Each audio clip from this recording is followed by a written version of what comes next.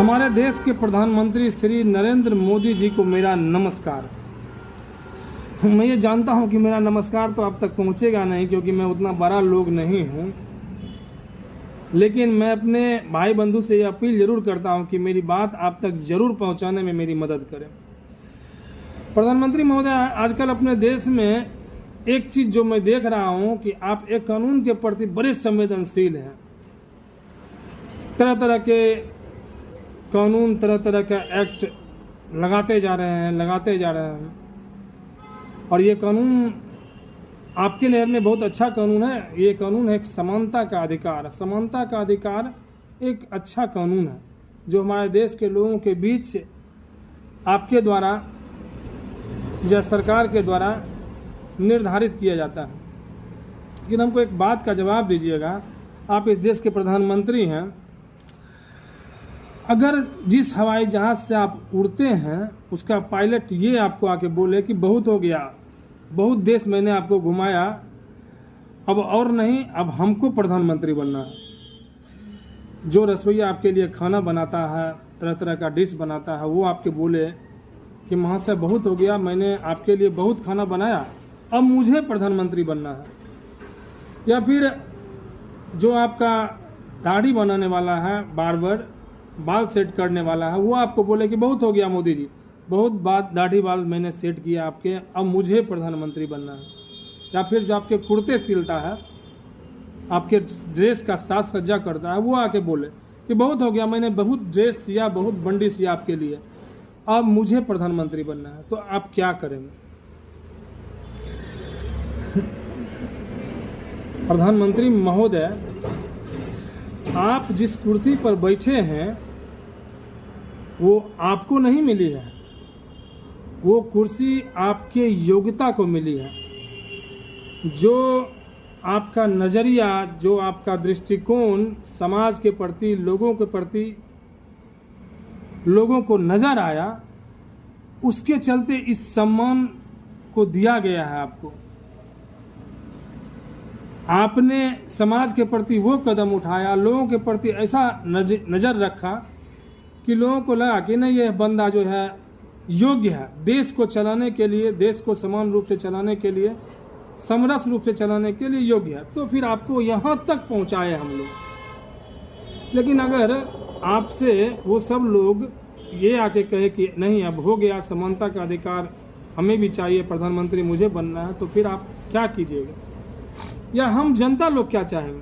अब उसको जो आपका बाल बना रहा, दाढ़ी बना रहा, उसको हम प्रधानमंत्री की कुर्सी पर देखना चाहेंगे?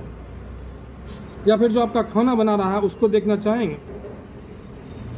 वह भी मास्टर है, अपने कला का मास्टर है। कला भी सरस्वती का देन होता है, उसे अपनी कला का ज्ञान है।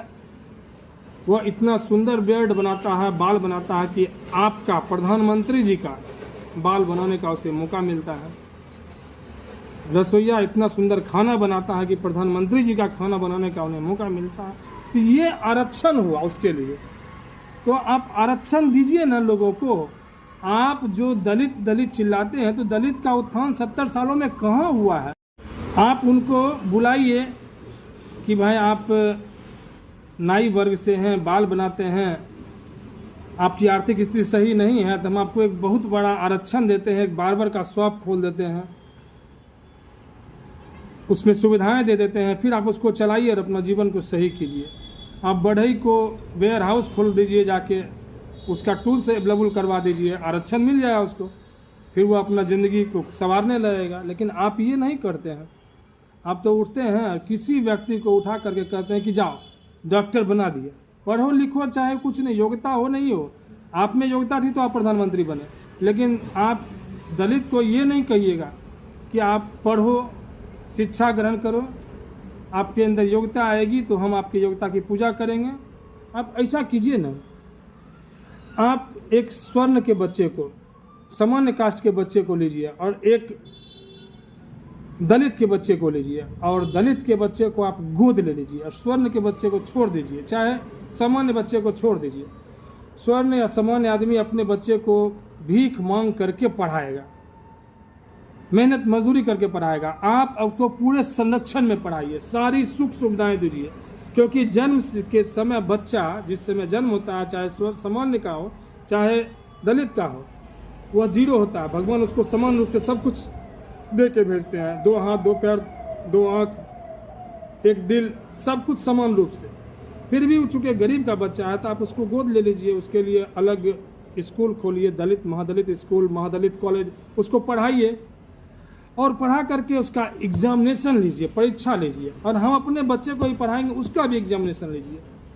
हम अपने बच्चे को पढ़ाते हैं तो ज़रूरी नहीं कि मेरा हर बच्चा टॉप ही कर जाता है, हर बच्चा निकल नहीं जाता है। समाज में 1-2 बच्चे का नाम होता है कि हाँ ये बच्चा काफ़ी मेहनत किया, पढ़ा और ये बच्चा अच्छा जगह मिला इसको देश सेवा के लिए, या कोई साइंटिस्ट बन गया या कोई बड़े रैंक पर चला गया। तो उसी तरह आपके सब बच्चे तो पढ़ नहीं लेंगे, ऐसा तो ज़रूरी नहीं है। मेरा भी सब नहीं पढ़ लेता है तो आपके सब कैसे पढ़ेंगे? यदि आपके सब पढ़ लेते हैं तो आप परीक्षा दिलवाइए उसका भी, क्योंकि आप काफ़ी सक्षम से, काफ़ी आरक्षण से उसको पढ़ाए हैं, किसी चीज़ का दिक्कत नहीं हुआ है। मेरे बच्चा को जो जिस तरीके से मैंने पढ़ाया, दोनों बच्चा जो मेहनत किया, कम से कम उसके साथ कोई अत्याचार करने का अधिकार तो आपको नहीं है। वो तो उसका टैलेंट होगा। अगर आप अपने बच्चे को पढ़ाएं, आपका बच्चा टैलेंटेड है, पढ़ लिया तो परीक्षा पास कर लेगा। हमारा बच्चा पढ़ लिया तो वो पास कर लेगा, और जो पास कर लेगा उसको संविधान में, देश में, राष्ट्र में, अच्छे जगहों पर हमारे देश को चलाने के लिए, चाहे वो डॉक्टर हो, चाहे इंजीनियर हो, चाहे कोई प्रतिष्ठित पद हो, IAS IPS हो, वैसे पदों पर उसको रखा जाए ताकि हमारे देश को विकास में उसका अहम हाथ हो, अहम योगदान हो। ऐसा करिए ना। आप उस बच्चे को गोद नहीं ले रहे हैं जो दलित का बच्चा, अगर आप उस बच्चे को गोद लेते, आप आरक्षण देते, उसको पढ़ाते लिखाते, तो आज 70 साल नहीं लगता, 10 से 15 से 20 साल मैक्सिमम था जो सब दलित का बच्चा शिक्षित हो जाता, सब पढ़ता लिखता, योग्य होता और अपने योग्यता के दम पर अपना परचम ला रहा था। आप तो देश को गर्त में मिला दीजिएगा, किसी अरे गहरे को उठा लीजिए। अब मेरा ही बच्चा अगर नहीं पढ़े, आप उसको उठा के कहिए कि तुमको डॉक्टर बना देते हैं, तो वो मेरा भला ही नहीं कर पाएगा, मेरा ही भला नहीं कर पाएगा। अगर हमको इलाज की ज़रूरत होगी तो वो उससे हमारा ही इलाज नहीं होगा, वो हमारा ही सत्यानाश कर देगा। तो मैं अपने बच्चे के बारे में कह रहा हूँ, और किसी को आप बिना शिक्षित किए हुए, बिना पढ़ाए हुए, बिना योग्य बनाए हुए और जाके किसी विभाग को चलाने के लिए बोल दीजिएगा तो वो बेड़ा गर्क ही कर देगा ना। विभाग का बेड़ा गर्क होगा देश का बेड़ा गर्क हो जाएगा, देश के नागरिकों का बेड़ा गर्क हो जाएगा, इस देश का समूल नाश हो जाएगा। तो कम से कम आरक्षण का हिसाब किताब बदलिए। आरक्षण देना है तो बच्चे को गोद लीजिए, उसको पढ़ाइए लिखाइए, एग्जामिनेशन लीजिए, लेकिन योग्यता का दमन, प्रतिभा का दमन ये नहीं होने दूंगा। ये नहीं चलेगा हमारे देश में। बहुत दिन चल गया, जो होना था सब हो गया, देश गर्क का बेड़ा गर्क हो चुका है, इस स्थिति में पहुंच गया है। लेकिन अब नहीं, अब अगर ज़रूरत पड़ी तो वह सिर्फ शंखनाद की ज़रूरत है। हमारे देश में ये चीज़ कभी नहीं हुआ है, इस तरह का मानसिकता हमारे पास भी नहीं है कि अपने बिना मतलब का किसी ढंग का उपद्रव करने की स्थिति में नहीं।